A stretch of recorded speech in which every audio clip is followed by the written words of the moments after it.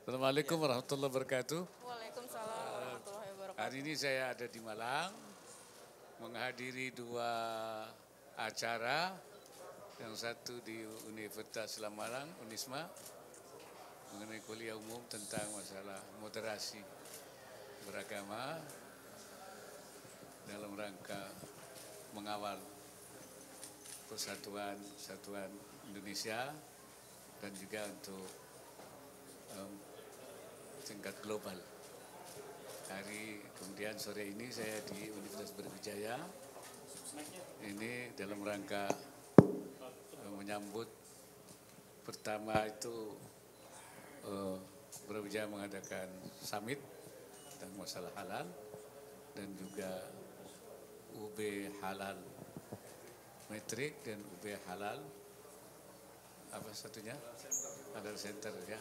Jadi pengembangan halal lah untuk membangun ekosistem halal ya, melalui berbagai inovasi-inovasi yang nanti dikembangkan dan juga membangun kerjasama dengan berbagai pihak. Bahkan hari ini dihadiri dari Malaysia dan Thailand juga tentang pengembangan halal. Jadi ini sudah kepada penyamaan upaya-upaya untuk inovasi secara lebih global. Jadi bagaimana kelebihan-kelebihan di berbagai daerah, berbagai negara itu kemudian juga untuk dikembangkan terus. Saya kira itu. Oke, langsung aja teman-teman. Iya, Assalamualaikum. Terkait dengan tema. Yep. Ya, silakan. Assalamualaikum warahmatullahi wabarakatuh. Abah, saya Laras dari Media Warta Ekonomi. Ingin bertanya mengenai kegiatan hari ini khususnya di Universitas Brawijaya. Kebetulan ada Pak Rektor juga. Pak, sebelumnya UB melakukan MOA dengan perusahaan asing terkait implementasi kecerdasan buatan atau AI dalam autentikasi halal. Informasi lainnya yang terbaru ternyata AI juga bisa diterapkan dalam aktivitas fatwa, Pak. Lantas, apakah artinya AI di masa depan bisa menggantikan peran dari ulama? Terima kasih.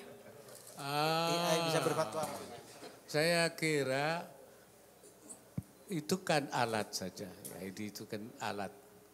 Alat itu hanya memberikan, mengkomunikasikan atau menyebarluaskan atau menginformasikan ya. Jadi tidak bisa membuat fatwa. Kalau fatwa itu kan harus mufti. Mufti itu orang. Jadi nggak mungkin alat jadi mufti. Karena di dalam memberikan fatwa itu harus ada dasar-dasar yang dijadikan pedoman. Dan tidak boleh setiap sembarang orang bisa menjadi mufti. Ya, jadi karena itu mufti ada syaratnya. Ya, jadi oleh karena itu alat mungkin tidak bisa menjadi mufti. Dia hanya mengembangkan, menyampaikan, menginformasikan. Jadi nggak mungkin. Nah, saya kira itu. Ya. Oke. Mungkin perlu dikonfirmasi ke rektor, betul apa ada alat itu? Pak Rektor silakan. Baik, terima kasih.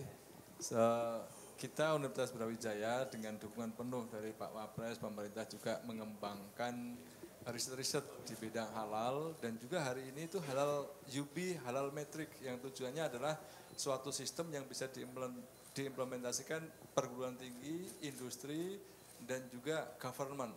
Nah ini harapannya nanti ini salah satu cara pengejawantahan konsep-konsep dan prinsip Islam rahmatan lil alamin yang bisa diaplikasikan pada seluruh sendi kehidupan dalam kehidupan proses produksi dan seterusnya. Dan terkait pertanyaan tadi ya bahwa alat ataupun sistem yang dikembangkan itu hanya tool, sarana untuk membantu nanti mufti membuat fatwa, kira-kira begitu. Jadi itu hanya dengan alat yang semakin baik, semakin canggih, maka kemampuan deteksinya semakin baik sehingga proses pembuatan fatwa akan semakin baik, kira-kira. Terima kasih. Oke, ada yang lain? Ya, saya dari Dua penanya aja ya sekali ya. Saya Andi Firdaus dari Kantor Berita Antara. Mohon izin Pak Wapres untuk meminta tanggapan Pak Wapres berkaitan dengan isu aktual terakhir ini bahwa ada desas-desus yang mengatakan ada 15 Menteri Kabinet Indonesia Maju yang akan mundur. Hal tersebut dikemukakan oleh Ekonom Faisal Basri. Dan memang itu sudah diklarifikasi oleh Pak Muldoko.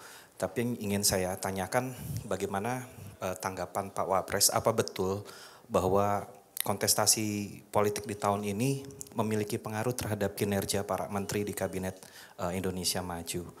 Dan mungkin Pak Wapres bisa menjelaskan lebih jauh lagi terkait dengan rumor desas-desus tersebut. Terima kasih Pak. Ya dari yang saya tahu tidak ada isu-isu di dalam ya. Yang saya rasakan tidak ada isu adanya pemunduran menteri ya. Ya. Memang saya baca di medsos, saya dengar juga di di televisi, di media seperti itu. Tapi di dalam tidak ada apa-apa. Ya, seperti bekerja saja dengan baik. Ya, dan dapat kabinet ya seperti tidak ada masalah. Ya, saya kira yang saya tahu tidak ada, semua bekerja dengan baik. Apakah ada pengaruhnya karena banyak aktif menteri ada yang jadi calon presiden, calon wakil presiden, dari tim sukses dan sebagainya. Saya belum mendapatkan laporan yang lebih pengaruhnya apa tidak. Nah, kalau aturannya kan memang boleh ya, dan dengan satu catatan supaya kinerjanya tidak berkurang. Saya kira itu. Nah, apa hasilnya seperti apa mungkin sedang dievaluasi ya, nanti seperti apa. Kalau memang menurut tentu harus dievaluasi ke aturan-aturannya. Saya kira itu. Oke, terakhir. Ya. Izin Pak Mawar dari Harian Kompas Pak, ingin bertanya terkait pemilu 2024 gitu Pak. Hari Minggu ini kan debat cawapres kedua sudah dimulai gitu ya Pak ya. Kemudian KPU juga sudah menetapkan bahwa kampanye akbar metode rapat umum mulai dilakukan sejak hari Minggu ini gitu ya Pak ya, dan berbagai pihak mengkhawatirkan bahwa kampanye akbar ini rawan pelanggaran ketertiban gitu Pak. Nah mungkin ingin minta imbauan dari Pak Wapres gitu Pak supaya keadaan politik yang semakin memanas ini tidak memunculkan polarisasi yang makin tajam gitu Pak di masyarakat. Makasih. Ya saya harap kita kan sudah sama-sama punya kesepakatan dan semua kesepakatan fakta integritas bahwa semua akan berjalan dengan damai ya, dengan riang gembira di dalam berkontestasi karena memang ini akan mulai mengerahkan massa. Saya kira memang harus lebih ada kesiapan masing-masing untuk menjaga masanya. Jangan sampai ada keributan, jangan sampai ada saling mengejek ya. Itu bisa saja kan dari mereka yang sedang mengadakan dicegat oleh mereka yang lain terjadi konflik. Ini saya kira kalau semua punya komitmen untuk menjaga, insya Allah itu tidak akan terjadi. Dari para kontestannya, juga dari aparat keamanan, dari semua yang terlibat lah. Jadi saya minta semua pihak yang terlibat di dalam masalah kontestasi ini, penyelenggara, kemudian yang berkontes, kemudian juga massa pendukung, kemudian juga aparat keamanan, saya kira harus sama-sama memberikan pengertian, mengedukasi masyarakat untuk tidak terjadi konflik massa ya, di lapangan. Barangkali itu yang saya harapkan. Dan pengalamannya kan kita bisa. Ya, saya kira itu. Oke. Pak, kalau terkait debat cawapres tadi mungkin ada tanggapan dari Bapak sejauh ini debat cawapres seperti apa gitu Pak? Kan belum. Yang kedua ya Pak, kali ini yang pertama sudah ya Pak? Sudah yang pertama, saya kira sudah baik itu. Yang pertama sudah baik, artinya yang kedua saya kira harus lebih baik lagi. Bahwa namanya debat, ya debat lah. Nah, saya kira masing-masing mengeluarkan kesaktiannya. Enggak apa-apa saya kira. Cuman jangan setelah debat terus berkelanjutan di luar debat, wah itu yang bahaya.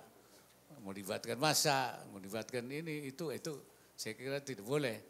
Debat selesai saja.